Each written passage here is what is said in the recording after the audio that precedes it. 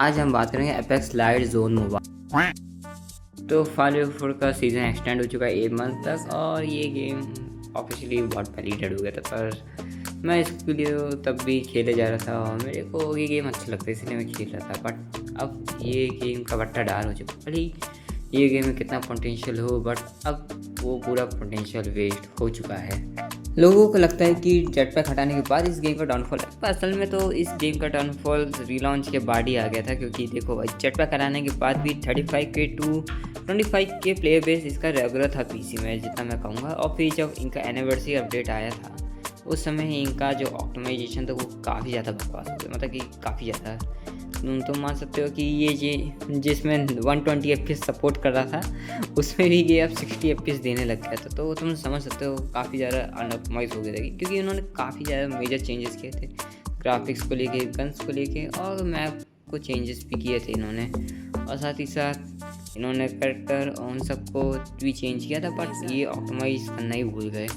तो जैसे कि लो एंड पीसी और एज वेल एज मोबाइल में ठीक से नहीं चल पा रहा था। ऐसे तो और भी कई सारे रीज़न है इस गेम को डेड होने का। ऑप्टिमाइजेशन सबसे बड़ा रीज़न है इस गेम को डेड होने का, क्योंकि सबको पता है एनिवर्सरी के बाद ऑप्टिमाइजेशन इतना बकवास हो गई, कई सारे पीसी प्लस मोबाइल प्लेयर्स ने इसको क्विट कर दिया, क्योंकि गेम का ऑप्टिमाइजेशन इतना बकवास था कि मिड रेंज डिवाइसेस में भी ये गेम काफ़ी ज़्यादा लैग करता था। इवन आईफोन्स तक में भी लैग कर रहा था ये गेम, मतलब FPS ड्रॉप दे रहा था खतरनाक वाला। तो उसकी वजह से भी कई लोगों ने इसको खेलना छोड़ दिया था, बट तब भी इसका प्ले बेस था ठीक ठाक। जो हाई बडीज का अपडेट आया था उसमें भी कई सारे लोग को ये गेम का अच्छा नहीं लगा था। वो मैकेनिक्स पर मेरे को काफ़ी ज़्यादा अच्छा लगा था, काफ़ी ज़्यादा यूनिक था। मेरे को ये गेम हमेशा से ही अच्छा लग रहा था, मतलब जॉन सा भी वर्जन निकाल दो, क्योंकि मैं तो इसको भाई अल्फा से खेल रहा हूँ। इतनी बार चेंज हो चुका तो इतना तो भाई से आदत पड़ी जाती है कि भाई अब तो ये चेंज हो रहा है, क्या ही फर्क पड़ रहा है, ये चेंज हो रहा है वो चेंज हो रहा है भाई। हाई बडीज़ में बट जो मैकेनिक्स इन्होंने डाले थे बडीज़ भाई, वैसे उस समय इतना ओपी नहीं था ये बड़े मैकेनिक जितना ग्लोबल लॉन्च के बाद इन्होंने ओपी किया। बट काफ़ी अच्छा लगा था मेरे को तब भी ये मैकेनिक्स, और गेम में थ्रोएबल्स भी नहीं थे, तो इन्होंने ये सब डाल के काफ़ी ज़्यादा चीज़ें को और बढ़िया कर दिया था। स्पार्की से आप बम फेंक सकते हो और स्मोकी से आप स्मोक कर सकते हो, और अदर बडीज़ भी थे जैसे कि मॉक ब्रेक से आप इस गेम का कोई सा भी आप एसेट बन के छुप सकते हो। और साथ ही साथ टोर्नेडो वाला तो था ही, जोम एम्प्रेस, जोम शिफ्टर, उसका नाम क्या था भाई, नाम भूल के छोड़ो। तो और भी ऐसे कई सारे बडीज़ थे, तो काफ़ी ज़्यादा बढ़िया था ये। तो मेरे को तो काफ़ी ज़्यादा अच्छा लगा था। बड़ी लोगों ने क्रिटिसाइज़ किया, बट मेरे को लगता है ये काफ़ी ज़्यादा बढ़िया सिस्टम था। बट इसके बाद जो लिम्बो अपडेट आया उसमें भी गेम को थोड़ा बहुत ऑप्टिमाइज़ किया गया था, इतना बढ़िया नहीं था बट ऑप्टिमाइज़ किया था इस गेम को अच्छा खासा। उसके बाद गेम को पूरा ही 9 मंथ्स का ब्रेक में दे दिया गया, क्योंकि गेम में अब फिर एक मेजर अपडेट आने वाला था जिसको रीलॉन्च अपडेट कहा जाएगा। हमको नया मैप, एफपीपी, नया कैरेक्टर और साइफर का रिवैम्प और कई सारे न्यू बडीज़ और कुछ और मैकेनिक्स भी हमको देखने को मिले थे, और टेक्टिकल गियर्स भी उसी में इंट्रोड्यूस हुए थे आफ्टर रीलॉन्च। काफ़ी ज़्यादा हाइप भी था, क्योंकि गेम काफ़ी ज़्यादा एपेक्स लेजेंड से सिमिलर लग रहा था, और कई सारे लोग इसी को चीज़ को देख कह रहे थे कॉपी है गेम, ये है, क्रिटिसाइज़ कर रहे थे। असल में जबकि गेम में एपेक्स लेजेंड से बहुत पहले ही ऐसे मैकेनिक्स थे, बस एफपीपी था वो काफ़ी ज़्यादा सिमिलर लग रहा था एपेक्स लेजेंड्स से। हाँ वही बात है ना, जो पॉपुलर है भाई वही रियल है। असल में ये दिक्कत हो जाती है, क्योंकि देखो पहली से ही फाइलेट में character perk system, ability upgrades and साथ ही साथ सील्ड एक्सपी बूस्टर, ये सब चीज़ें बहुत पहले से थी, और एपेक्स लेजेंड्स से भी पहले से ये सारी चीज़ें थी। एपेक्स लेजेंड बाद में इंट्रोड्यूस हुई, पहले पायलट में ही आई थी ये सारी चीज़ें। और अभी रिसेंट अपडेट में एपेक्स लेजेंड्स का बताता हूँ, जिसमें आप अपने टीममेट को अपने उसके लूट बॉक्स से ही आप रिवाइव कर सकते हो। वो सिमिलर लग रहा है ना, पायलट में है बहुत पहले से। एपेक्स लेजेंड अभी इंट्रोड्यूस हुआ, बट लोगों को पता नहीं है कि पायलट में ये है, जिन्होंने नहीं खेला है पायलट। और बाद में 1-2 महीने बाद रुको, वो कहेंगे भाई साहब ये भी फीचर पायलट में कॉपी है, क्योंकि सबको पता है भाई एपेक्स पॉपुलर है, तो एपेक्स का मैकेनिक्स को ही ओरिजिनल माना जाएगा। ये नहीं है कि मैं एपेक्स लेजेंड को हेट करूँ भाई, मैं एपेक्स लेजेंड का खुद सबसे बड़ा फ़ैन हूँ भाई। मैं सबसे पहले ही एपेक्स लेजेंड से ही अपनी क्या कहते ये इस तरह की गेमिंग जर्नी को शुरू किया था। मोबाइल वर्जन की बात नहीं कर रहा, मैं पीसी वर्जन की बात कर रहा हूँ, ठीक है। मेरे पास PS4 था, उसमें मैंने एपेक्स लेजेंड दबा के खेला था। ये अब तो पुराना हो गया, अब क्या ही खेलेंगे, पिंग भी आ जाता है, बंदे रेल के चले जाते हैं।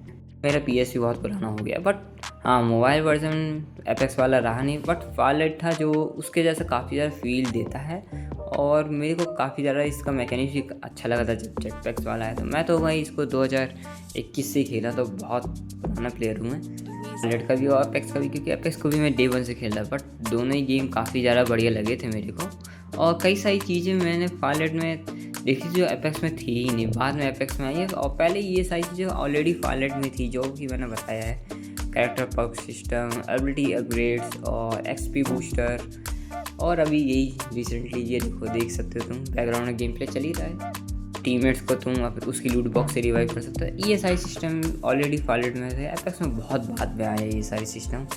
बट इस गेम का पट्टाधार तब हुआ जब ये गेम रीलॉन्च के बाद भी हक दिया। अब देखो भाई, गेम में बेसिक फीचर्स तो थे ही नहीं, साथ ही साथ जो ओल्ड फीचर्स थे उनको भी हटा दिया गया था। गेम से क्रॉस प्लेटफॉर्म और स्पेक्टेटर मोड भी हटा दिया था, और टूर्नामेंट सिस्टम भी हटा दिया था, जो गेम को काफ़ी ज़्यादा हेल्प कर सकता था ग्रो करने में। उन्होंने वही सारी चीज़ें ही हटा दी। प्लेटफॉर्म ना होने की वजह से पीसी में काफ़ी ज़्यादा लो प्लेयर बेस है, मतलब कि रीलॉन्च के बाद 10,000 का प्लेयर बेस आया था। बट जब क्रॉस प्लेटफॉर्म नहीं हो, साथ ही साथ गेम में 2 लॉबीज अलग अलग बनती हैं, टीपीपी लॉबी सेपरेट बनती है, एफपीपी लॉबी सेपरेट बनती है। जो नए लोग आए वो एफपीपी खेले हैं, जो पुराने लोग हैं वो टीपीपी खेलते हैं। तो सेपरेट लॉबीज़ तो बनी थी, उसकी वजह से और कम प्लेयर बेस हो गया कि 10 का 5 मान लो तुम ऐसा। मोस्टली बॉट लॉबीज़ लगती, तो धीरे धीरे पीसी में तो ये गेम डेड हो गया। मोबाइल में अनऑप्टिमाइज था और काफ़ी ज़्यादा ग्लिचेस और लैग बढ़ गया था गेम में आफ्टर रीलॉन्च, जिसको फिक्स किया गया था। वो बहुत टाइम लगा थी। और साथ ही साथ जो सीज़न 2 में जो गन आए हॉर्नेट पिस्टल, जिसमें एम बॉट लगा हुआ है, उसको देख के तो और लोग कहते हैं इस गेम को क्विट करिए, क्योंकि भाई 3 बंदे तुम्हारे ऊपर एक साथ चढ़ जाएंगे वही पिस्टल लेके एम बॉट वाले, तुम कौन सा ही मूवमेंट दोगे फिर तुम। तो गेम डायरेक्टली फिर उस हिसाब से डेड भी होने लग गई थी। जो कैजुअल प्लेयर्स थे वो भी इस गेम को क्विट कर दिया, क्योंकि हॉर्नेट पिस्टल की वजह से वो लोग भी अब गेम को उतना ज़्यादा एंजॉय नहीं कर पा रहे थे, क्योंकि हर कोई आ रहा था सोटी प्लेयर और हॉर्नेट पिस्टल यूज़ करके पीट के चला जा रहा था। तो ये गेम सीज़न 2 के बाद ही पूरा डेड होने लग गया था, और लैक ऑफ टूर्नामेंट्स और क्रॉस प्लेटफॉर्म की वजह से पीसी में तो ऑलरेडी डेड था, मोबाइल में भी डेड हो गया, टूर्नामेंट्स नहीं हो रहे हैं, ये सब नहीं हो रहा है। और इंडिया में साथ ही साथ मार्केट भी इस गेम को नहीं किया गया था, इवन जबकि कई सारे इंडियन क्रिएटर्स इस गेम को खेलने आए थे, लाइक डायनामो, फ्री फायर के क्रिएटर्स भी कई सारे आए थे इस गेम को खेलने के लिए। बट इन्होंने ना ही पॉजिटिव पीआर किया, ना ही इन्होंने गेम को प्रमोट किया, तो गेम तो डेड होना ही था। तो ये ऐसे कुछ रीजन थे जिनकी वजह से ये गेम अब इस स्थिति में आ गया है कि ये इनको कोई जानता ही नहीं, अब खेलना भी नहीं चाहता कोई इसको, क्योंकि ऑप्टिमाइजेशन बहुत ज़्यादा बकवास हो चुकी है। क्योंकि अपडेट्स नहीं आएंगे तो ऑप्टिमाइजेशन डेफिनेटली बहुत बकवास हो जाएगी। ये हुआ इस गेम में, ऑप्टिमाइजेशन काफ़ी ज़्यादा बकवास हो चुकी है इस गेम की, मतलब कि आप जिसमें BGMI 90 FPS में खेल सकते हो, आप इसमें 60 FPS में ठीक से इंजॉय नहीं कर सकते। गंदा ऑप्टिमाइजेशन हो गया इस गेम का। इन्होंने एक और गलती करती थी कि जेट पैक को भी इन्होंने जो लाया था वापस, उसको भी अनटैंक में लाया था। अगर ये लोग TPP रैंक से रिप्लेस कर देते जेट पैक रैंक को, तो मतलब एक तरफ आप FPP रैंक खेल सकते थे और दूसरा आप जेट पैक TPP रैंक खेल सकते थे। तो उसकी वजह से प्लेयर बेस काफ़ी ज़्यादा रहता है इसमें, और बची कुछ ही इसकी जो इज्जत थी वो तो नेगेटिव PR ने उड़ाई दी थी। मैंने ऐसे लोग देखे थे जो कहते इस गेम को स्कारफॉल और फ्री फायर से कंपेयर करवाते भाई, और इंडस से भी कंपेयर कर रहे थे, और कुछ लोग तो इसको बेटर कह रहे थे उन गेम्स को ज़्यादा बेटर कर रहे थे इससे फाइनल 84 से। तो भाई वहाँ पे तो क्या ही बोलूँ मैं तो सोचा था क्या बाबा से चीज़ दिखा देंगे लोग।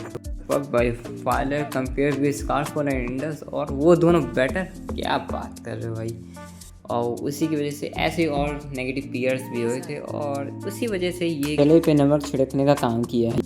फ्यूचर में ये कुछ करे, कुछ नया कमबैक करे, क्योंकि ये गेम अभी शट डाउन भी नहीं हो रहा है, बस अभी इसके जो अपडेट्स हैं वो नहीं आ रहे हैं। अभी रिसेंटली इन्होंने छोटा सा एक पैच डाला जिसमें अपने प्लेयर्स को डैमेज नहीं होता, साथ ही साथ बैटल पास में भी फीचर ऐड कर दिया कि जितना आप लेवल अप करोगे उतना आपको डैमेज मिलता जाएगा 100 करके, मतलब हर लेवल पे आपको 100 डैमेज मिलेंगे। तो जिसको अभी मन है तो खेल दो गेम को, मतलब कि तुम्हारा कोई सा सपना है, आखिरी सपना है तो इस गेम का तो देख लो। कहना है आखिरी बार क्यों फांसी पे चढ़ा रहे हो? लो पूरा कोई सी मैगी स्किन खरीद के अपना 1 2 4 गेम प्ले डाल दो कि तुम्हारा पहले से सपना था ये स्किन करने का।